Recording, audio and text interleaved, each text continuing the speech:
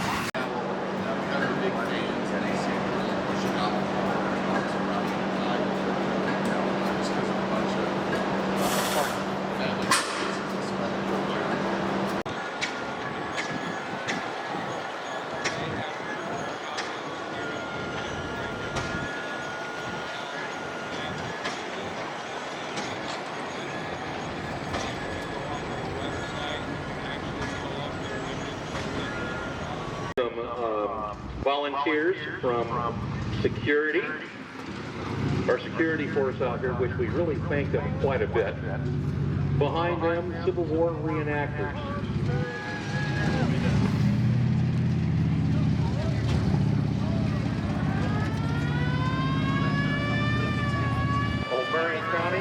Marion County fire volunteers. Obviously they're between calls, otherwise they'd be on the truck. Yeah, there you go. So ladies and gentlemen, if you would please stand and render honor to the flag.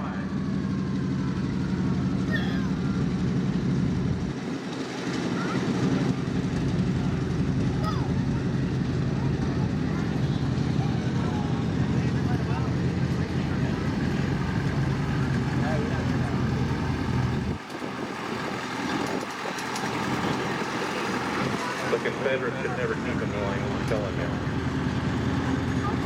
All right, here it is, the 1943 M3 Stewart Medium tank. Remember a couple of years ago, somebody rented a tank to go to the prom? That's the tank. That's the tank right there, ladies and gentlemen. See, about 4 of those. And you learn how to drive on one of these. Fantastic fun. Right behind him is another one of them. These are 6-wheel drive. All of the axles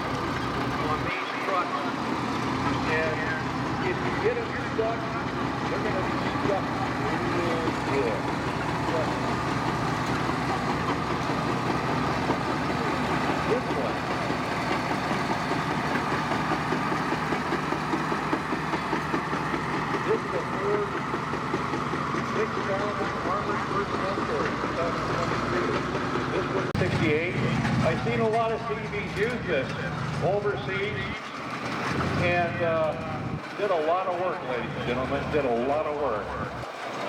The D5, excuse me, the D5.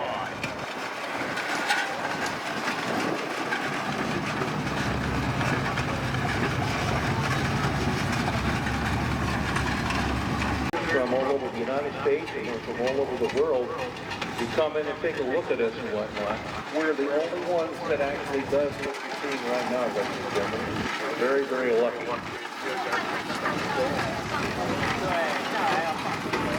Now, if you, like I said, if you don't like the speed of these steamers right here, you certainly don't want to see the other one.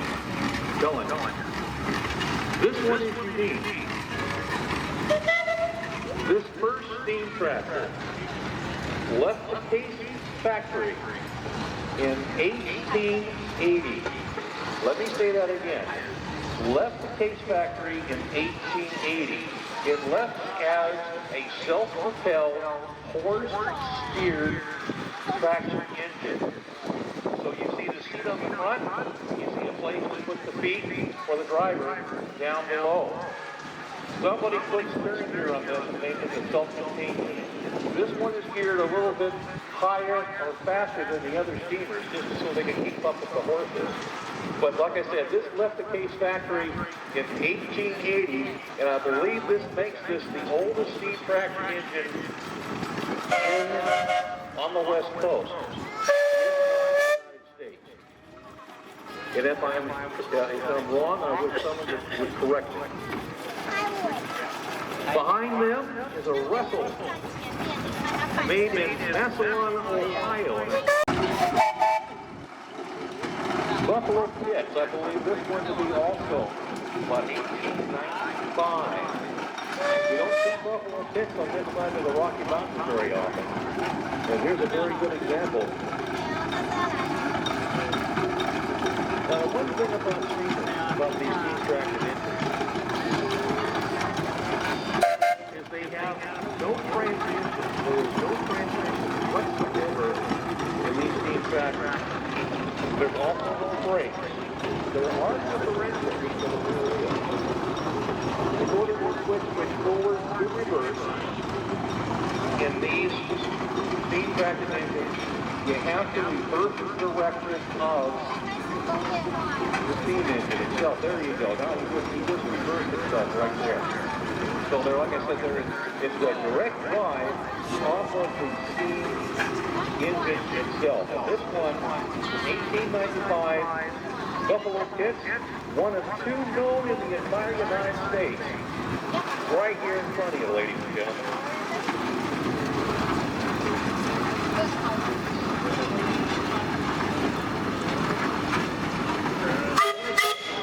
I like talking about this one.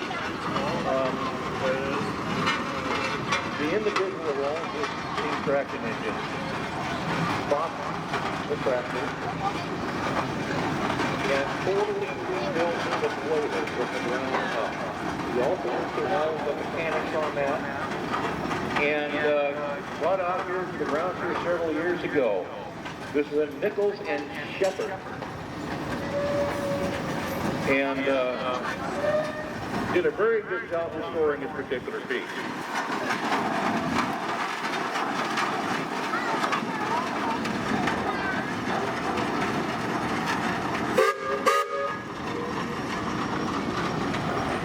Okay, this is the 1921 Nichols and Shepard.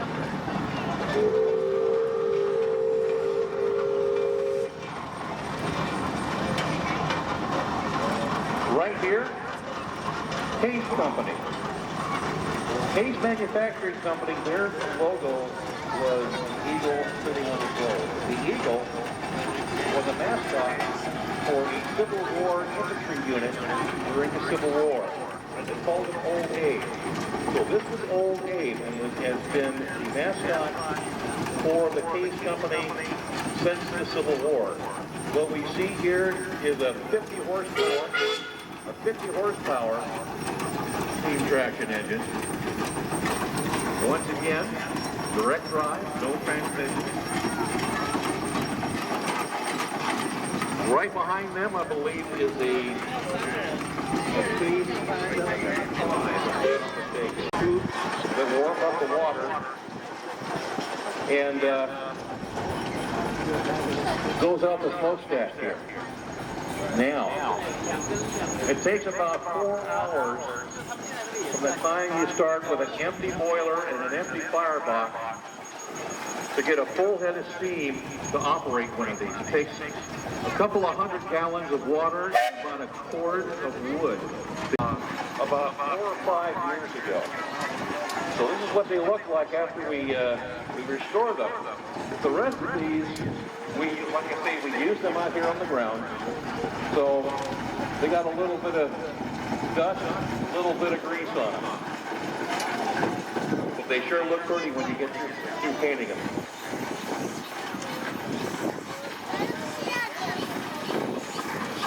Here in the Willamette Valley, Russell was represented quite a bit.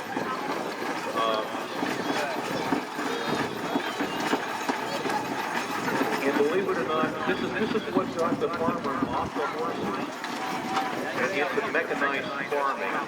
Was going to a steam traction engine like this. Now, when they first made these were called steam traction. Yeah, it just never ceases to never stops. Now, for those of you who are kind of intrigued with these steamers, we have a steam school. You can come in here and take a class in the first part of the year to learn how to operate one of these steam traction engines. That's what you got to prove to graduate, is to operate one of these steam tractors. And it's not as easy as it looks, folks. It's not easy at all. I went through the school, and if I could pass anybody like that, but it's a handful to be able to operate one of these. It's all you see, at least 2 people on these. One to operate the engine itself, the other to steer.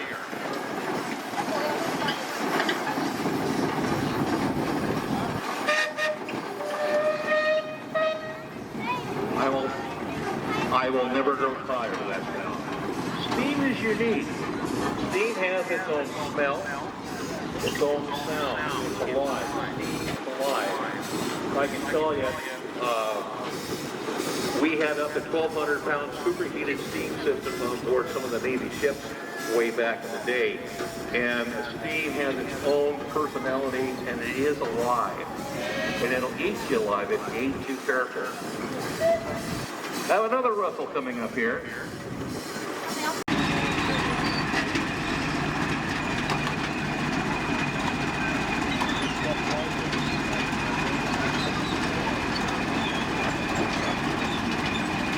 All right.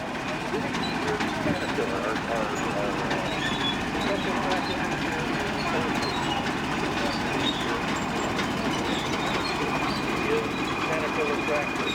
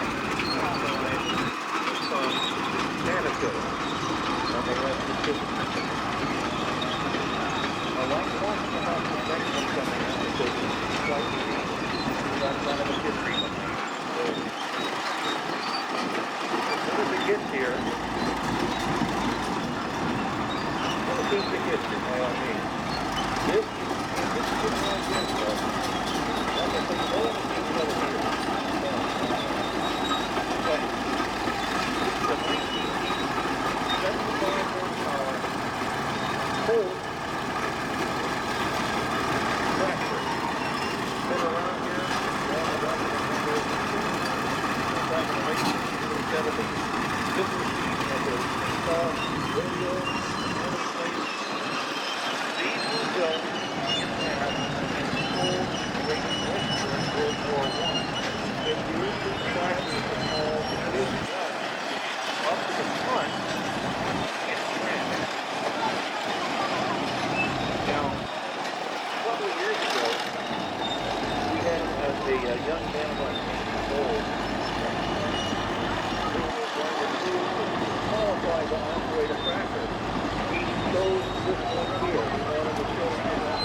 tractor here.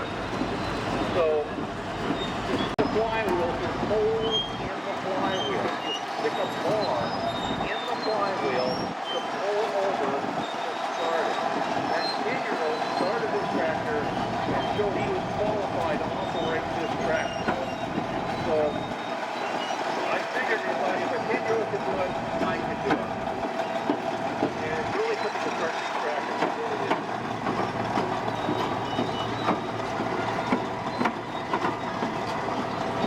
They call this the Siamese twin. Two D8 cats stuck side by side. If one D8 ain't good enough, two has got to be better.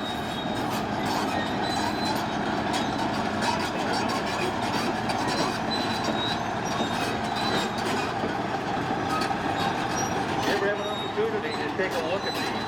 This is a unique setup out here. One person operates this.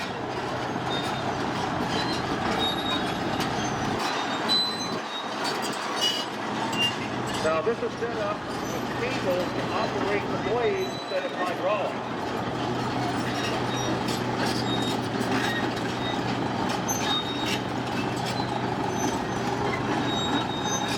Up next.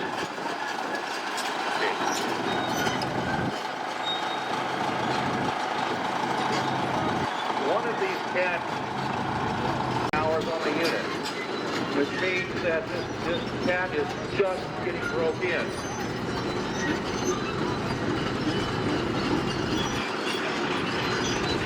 The first cat I ever operated was a D7, and it was very small compared to this one. Next in line, the 1968 Caterpillar D9.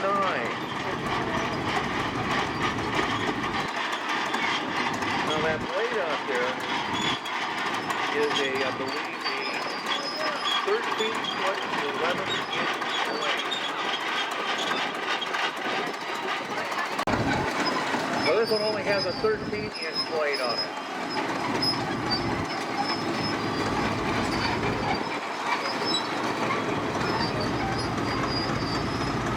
Dumps. 1966 D7. This is what I learned to skin a cat off with on one of these.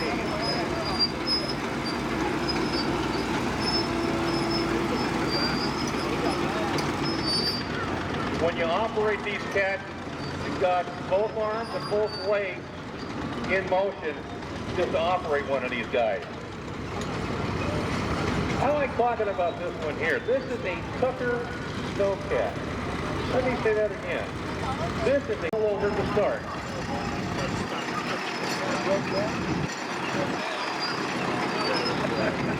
It's quite a routine to get one of these started because you have to hand climb the 8-cylinder with gasoline. That's your choke.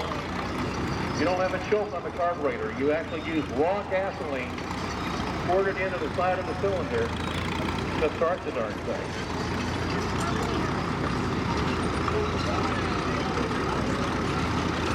This, I believe this to be a custom cab on this particular Caterpillar. On behind them is a road grader. This is what the road graders look like before the self-contained units you see today. They were first pulled by horses, then steam track and played with them. I'm telling you. I think we're thankful that we happen to have hydraulics. This next model here is a D4. This is a commercial model. That means that the operator is sitting lower in the tractor, so he doesn't get brushed off with the tractor. In the mid-30s, late 20s, early 30s, the Caterpillar decided they were going to start using diesel engines. They made their own engines, and the rest is history.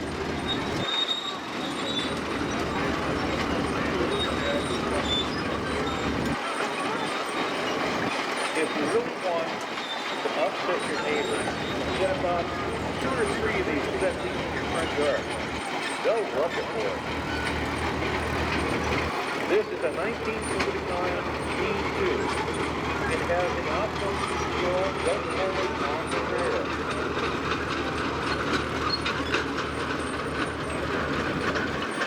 Once again, the D designation on these tractors stands for diesel. So this is the number 2 diesel-powered tractor.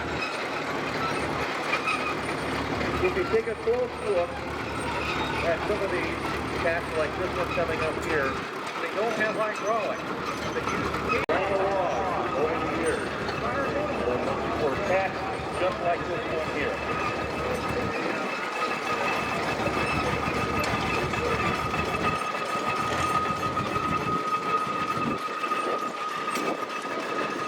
I almost want to ask the Caterpillar that's broke down here if he wants me to call the auto service. Those road graders.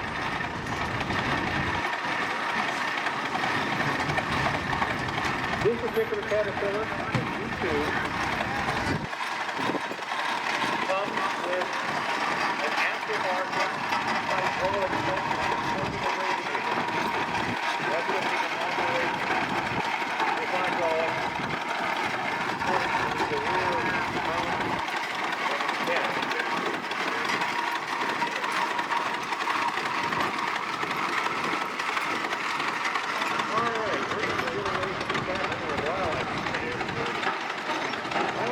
About this one here. This is a 1918 International, owned and operated by Dr. Page. On the line is a 1906 AD Reaper. Notice that the arms are not squatting up, they are off the Reaper. Quite unique. This is before they had the modifiers that they could put on binders. Model D is next. Ford Model D. If ever decided to do an overlook on top of that, they're not going to use. You would have to set the magnetic to the top of the belly and use the hand to crank it over. And hopefully it didn't backfire and break your thumb if you're pulling it over.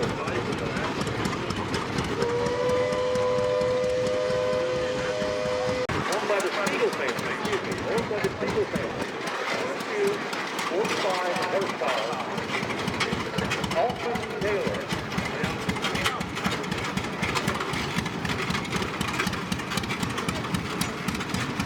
Brumley is represented next. Brumley, they call these oil coals because they use a rotary exhaust through the radiator to draw air up to the radiator. The 1920 1222 and 1220 horsepower Model K. Now, they use oil for cooling in the engine of these tractors.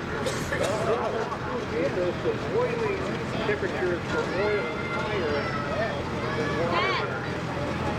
There's also kerosene burns, which means you have to start the engine on gasoline and then switch over to kerosene because you can't start a kerosene engine cold. It's got to be warm. Here's a 1926 Model R. 2545 Model R. 1926. Owned by the Spiegel family.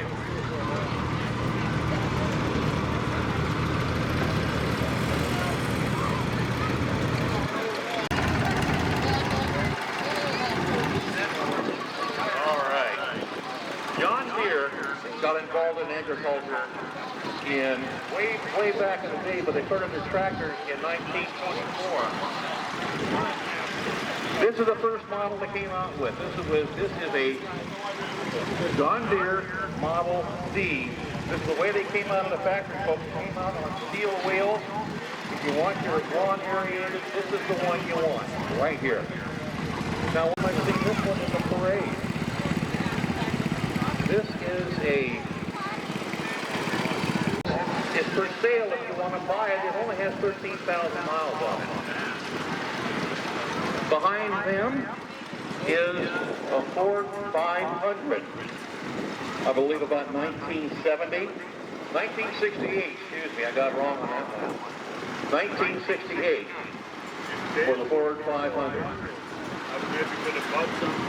The Ford 3000. This is a smaller model than the 5000. This is a 1966 model.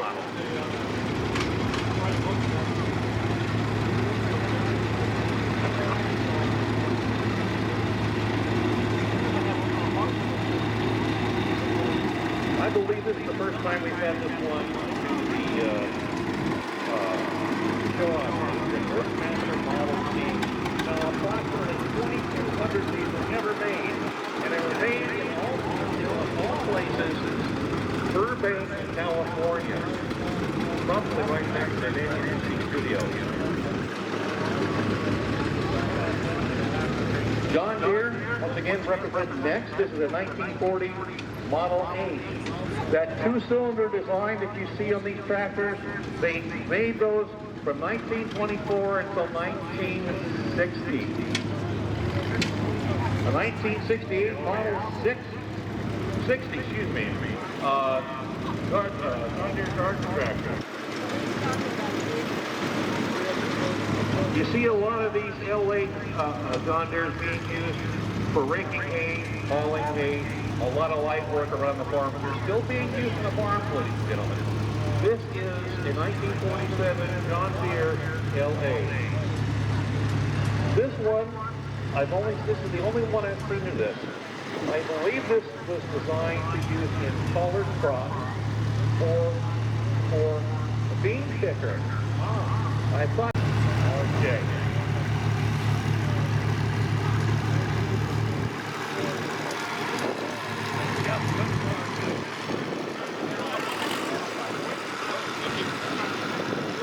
Sandy McGelli, that's spelled N-G-E-E-L-I. Please move your rig immediately or it will be towed.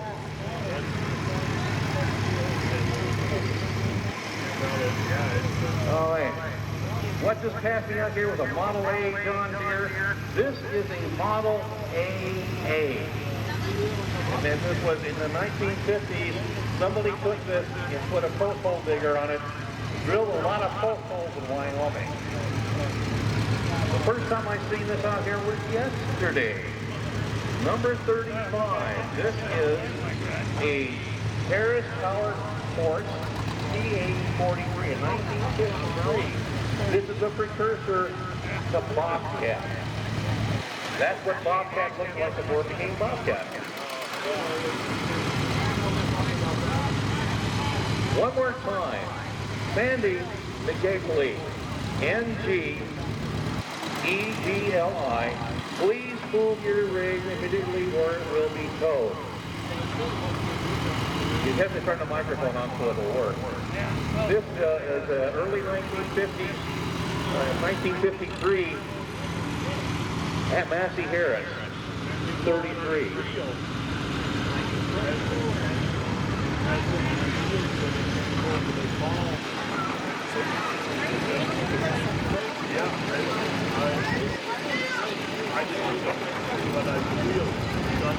Okay, this one here in the mid to late 60s.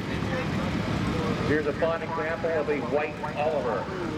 Behind them is an International Cub. A lot of these are still being used, folks. You'll see these raking a lot of hay and doing a lot of light work. Some slack, will you? Okay, a Farmall B. Behind them is the largest of the series of the lettered series of Farmall, Model M. I have one of these back at the house. I need to get going through one of these days. Model 8 was the size below the M.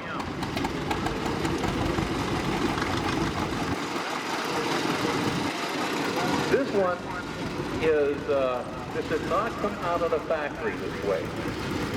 This is a Massey Ferguson. Somebody put two tractors together. Now he can operate the forward tractor control from the rear using cables and whatever. If you have an opportunity, take a close look at this. This is quite unique. I just want to see him haul it down the road myself personally.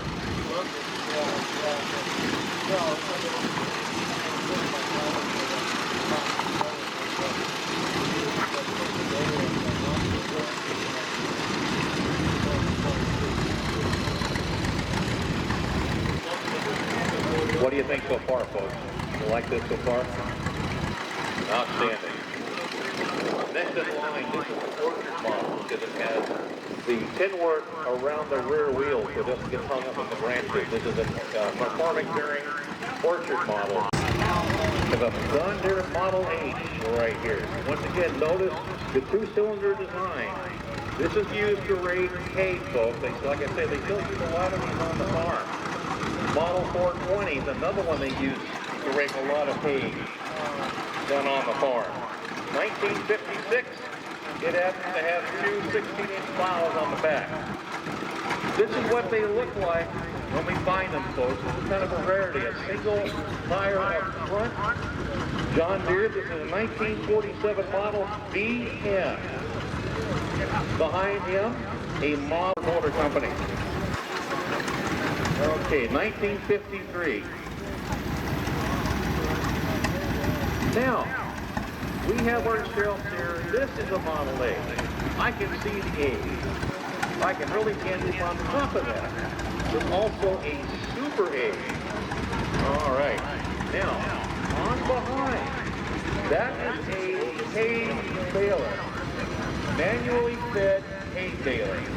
And it does not have a wire tie for the bales because you have to use it by hand. You have to tie the bales by hand on this one. 1937 Model B as in Bravo. Yes, owned by the Rehat family from Harrisburg, Oregon. Model T is represented once again in 1921 Model T, the third year in the parade. Once again, here's what they look like. They call this patina. A lot of guys call this patina. This is just finished mechanically and sent here for the parade. Like we just got within the last couple of days. 1940s Model D John Deere. John Deere's Model D was very popular all the way up until they got rid of that two-cylinder engine. This was used for farming near Chico, California, 1937 year. Bob Biswell, the proud owner-operator today. Hi, Bob. Another good example of a LA case, LA John Deere. They do happen to make an LA case, by the way. This is a 1946. This has an electric start and a rear power takeoff assembly accessory. A Model 40 John Deere. This is a 1953, restored in 1995. And I always like the 3-point hits on these.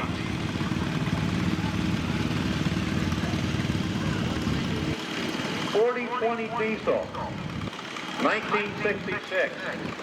These were extremely powerful, extremely popular, excuse me, on the farms way back in the day.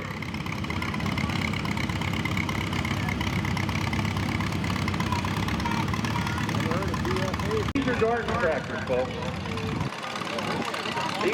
This is a Gopar Panzer.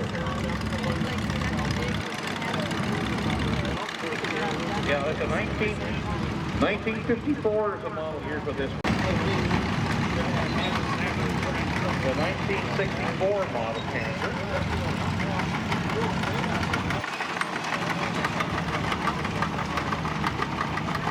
Right behind them, a 1963 T70 Panzer. And also, this is a Case garden tractor, the 1965 Case 180. Okay, I believe we'll move to the next farm on here in the traditional tactical portion of the mill. That's back at almost guarantee it. This is a 1939 Model 8. Like I said, you'll see this one in particular in the practical at 430. TSA rating, let's look next.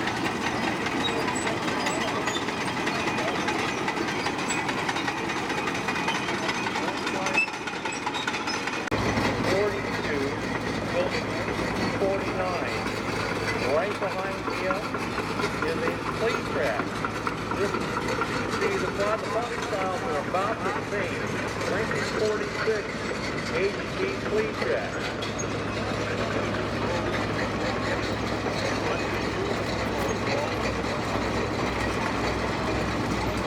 See, we have some more cat here. This is a DH cat. John Deere, this one is set up for row cropping, as you can see by the front wheel. Behind him, a Model 8. This is a 1966 Cat D6. Also happens to have